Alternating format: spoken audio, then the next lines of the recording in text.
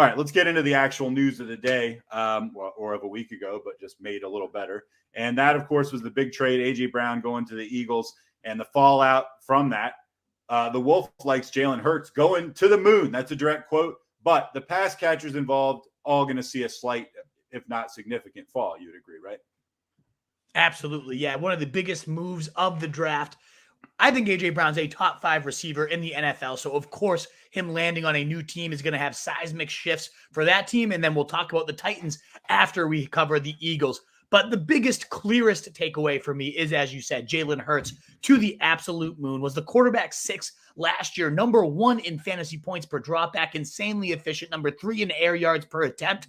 But of course, it was the Konami upside that had him crushing it. Was number 1 in rushing yards among quarterbacks, carries among quarterbacks, and TDs among quarterbacks on the ground, while he was also second in red zone carries with 31. The guy crushed every single Konami stat you can imagine. That is still all there in place. There's nothing that's going to change in that front. The guy is one of the most dynamic Jalen Hurts runners at the quarterback position, but what could greatly improve is his passing, with A.J. Brown's specialty being runs after the catch. Last year, Hurts ranked 20th in terms of receiving yards after the catch per target. You now get A.J. Brown, who can knife through an entire defense. Love everything about it for Jalen Hurts. Goes deep. A.J. Brown can do it in the red zone. He can do it all. So Jalen Hurts is now my quarterback 4. And if he was the quarterback 1 at the end of the season, if he plays all 16, 17 games, holy hell, he could go berserk. So I absolutely love Jalen Hurts. Do you think I'm nuts, Truth? Number 4. It's like I've said to you many, many times. My knee-jerk reaction is that you're nuts. And then when I look at the actual data and I look at the guys around him on the list, I don't think you're as nuts anymore. It's one of those things you reflexively just kind of, you react a certain way to a certain name when you put him up at a certain spot on a list. Right. And I don't think of Jalen Hurts as a top 4 quarterback in the NFL, and he's not. I still don't think of him that way. But we're not necessarily talking about that. We're talking about fantasy, and his prowess there is undeniable. I feel like you threw a stat. You might have just said that, and I missed it, but I know I've heard you say it in the past. Wasn't he a top, I forget what, like 2/3 of the time, top 12, top 10, something maybe even better than that? 67% of the games, he was a top 12 quarterback last year. Great stat to toss out there. And that, again, was all without A.J. Brown. So you put a top 5 receiver in the game, and it can only help Jalen Hurts. But what does it do for the passing game now? I think it's a downgrade for A.J. Brown, not a huge one, but the Eagles were the one team that ran the ball more often in run play percentage than the Titans did. So that it's the one thing, like, could he have not gone to the Packers? Could he have gone to the Chiefs? Like something like that for A.J. Brown? We'd be talking about as the number 1 receiver in fantasy. Yeah. Had something like that happen. He fell now to my wide receiver 12 because there is some more competition for targets compared to really nobody. Robert Woods' corpse with the Titans.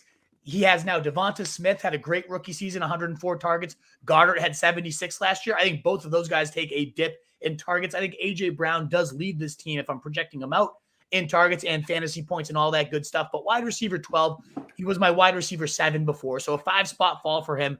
To me, though, Devonta Smith gets crushed. I just don't know that there'll be enough passing volume. And yes, I get it. I don't think this team will be nearly as run heavy. You don't trade for a guy like A.J. Brown to have that same running the ball over 50% of the time philosophy. I imagine they get a lot more pass happy, especially, again, if Jalen Hurts, we keep talking about him, if he progresses as a passer, work with Tom House, a QB guru all offseason, it's only a natural fit. But now it is the pie might get slightly bigger, and the mouth that is now entering the table is so much bigger than the actual size of the pie grows, in my opinion, that it's a big hit for Smith and Goddard. Both of them fell hard on the big board. Slight fall for A.J. Brown. We'll talk about Miles Sanders. I think he's a huge winner when we talk about backfields next week. We do agree, however, despite, the falls that we're talking about and bumping A.J. Brown down a little bit, we agree on your big board.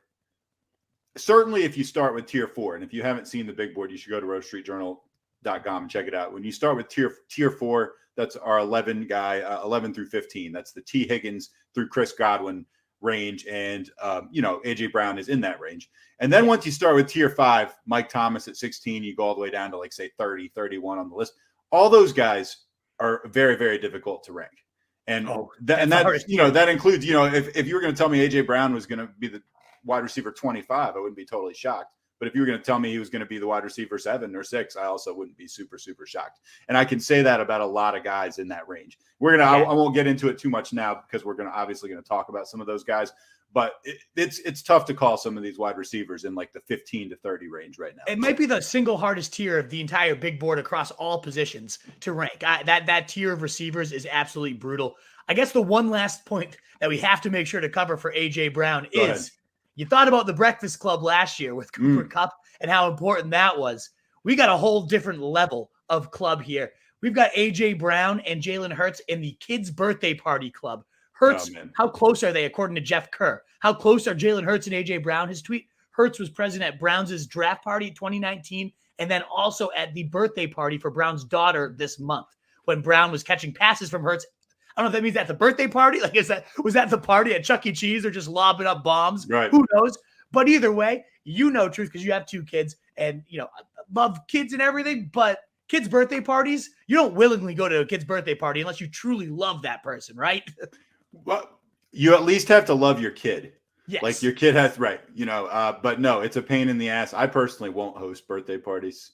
I'm always going to do it at a neutral site or at somebody else's place. But yeah, that's a big deal. This could potentially be Breakfast Club 2.0. Only time will tell, but I'm looking forward to it.